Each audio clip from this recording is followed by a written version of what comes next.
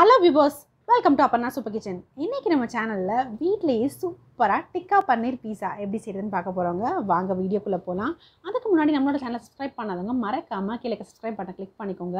இன்னைக்கு நம்ம இந்த பீஸால ஈஸ்ட், சீஸ், ஒயிட் சாஸ் அப்படி எதுவுமே சேர்க்காம ரொம்ப சூப்பரா எளிமையா செய்ய போறோங்க. எப்படின்னு தானே யோசிக்கிறீங்க? வாங்க பார்க்கலாம். இன்னைக்கு நான் ஒரு 3/4 கப் அளவுக்கு மைதா சேர்த்துருக்கேங்க. ஸோ இதை பார்த்திங்கன்னா சளிச்சு சேர்த்துக்கோங்க. அடுத்ததாக இது கூட பார்த்திங்கன்னா ஒரு 1/2 டீஸ்பூன் அளவுக்கு உப்பு சேர்த்துக்கலாங்க. சேர்த்துட்டு நம்ம என்ன பண்ண போகிறோம் அப்படின்னா ஈஸ்ட் சேர்க்காதனால மைதா சாஃப்ட் ஆகிறதுக்கு தயிர் தாங்க சேர்க்க போகிறோம். நான் 4 டீஸ்பூன் அளவுக்கு கெட்டி தயிர் சேர்த்துக்கிறேங்க. ஃப்ரெஷ்ஷாக இருக்கிறதே சேர்த்துக்கோங்க, அப்போ தான் டேஸ்ட் ரொம்ப நல்லாயிருக்கும். ஸோ இதுக்கப்புறம் பார்த்திங்கன்னா ஒரு 1/2 டீஸ்பூன் அளவுக்கு பேக்கிங் பவுடர், கூடவே ஒரு 1/2 டீஸ்பூன் அளவுக்கு பேக்கிங் சோடா, ரெண்டையுமே சேர்த்துக்கலாங்க. சேர்த்துக்கலாம். ஸோ இப்போ சேர்த்துக்கிட்டதுக்கப்புறம் பார்த்திங்கன்னா ஒரு 2 டீஸ்பூன் அளவுக்கு மட்டும் தண்ணி சேர்த்து நல்லா பிசைஞ்சுக்கோங்க. எக்ஸ்ட்ரா வேணால் தயிர் மட்டும் சேர்த்து நல்லா மாவு நம்ம பிசைஞ்சு எடுக்க போகிறோங்க. ஸோ பார்த்திங்கன்னா நமக்கு மாவு தயாராகிடுச்சு. இப்போ அதை க்ளோஸ் பண்ணிவிட்டு ஒரு 15 மினிட்ஸ் நம்ம அப்படியே வச்சுக்கலாங்க. ஒரு 15 மினிட்ஸ் கழிச்சு தான் நம்ம எடுக்க போகிறோம் பாருங்கள். ஸோ இப்போ ஒரு டீஸ்பூன் அளவுக்கு எண்ணெய் ஊற்றிக்கோங்க. இது மேலே எண்ணெய் ஊற்றிட்டு கையை விட்டு நல்லா அழுத்தம் கொடுத்து நல்லா பிசைஞ்சுக்கோங்க. பிசைஞ்சிட்டிங்க பார்த்திங்க அப்படின்னா நமக்கு பீஸாக்கான பேஸ் ஸ்டஃப் தயாராகிடுச்சுங்க. ஸோ பாருங்கள், மாவு உங்களுக்கு பிசையும் போது ரொம்ப சாஃப்டாக இருக்கும். ஸோ இப்போ இதை ஒரு சப்பாத்தி கல்ல நல்லா ரவுண்டாக உருட்டி வச்சுக்கலாம். பார்த்திங்கன்னா நான் உருட்டி வச்சுருக்கேன். ஸோ அடுத்ததாக பார்த்திங்க அப்படின்னா நான் இதில் ஒரு ஃபோக் வச்சு எல்லா பக்கமும் ஹோல்ஸ் ஸ்ப்ரிக் பண்ணி வைக்க போகிறேங்க. ஸோ பாருங்கள், எல்லா பக்கமும் நான் ஹோல்ஸ் ஸ்ப்ரிக் பண்ணி வச்சுருக்கேன்.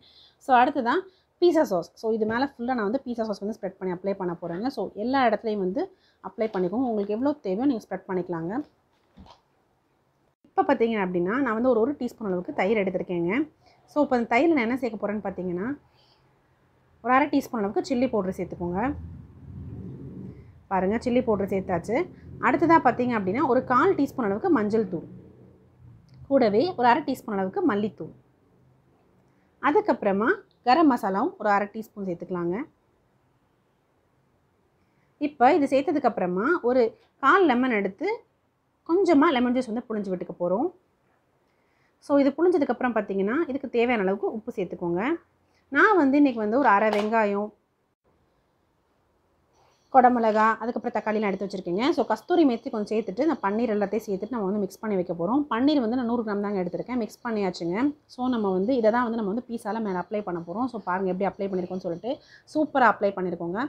ஸோ இப்போ இந்த பீஸாக்கு இன்னும் எக்ஸ்ட்ரா டேஸ்ட் கொடுக்குறதுக்காக நான் கொஞ்சம் பன்னீரை கிரேட் பண்ணி வச்சுருக்கேங்க தனியாக எடுத்து. ஸோ இதே நான் இப்போ அந்த பேஸ் மேலே தூவ போகிறேன். இது நமக்கு இன்னும் எக்ஸ்ட்ரா டேஸ்ட் கொடுக்கும் பேக் ஆகும்போது. ஸோ பார்த்திங்க அப்படின்னா இதை நல்லா எல்லா பக்கமும் தூவி விட்டுக்கோங்க.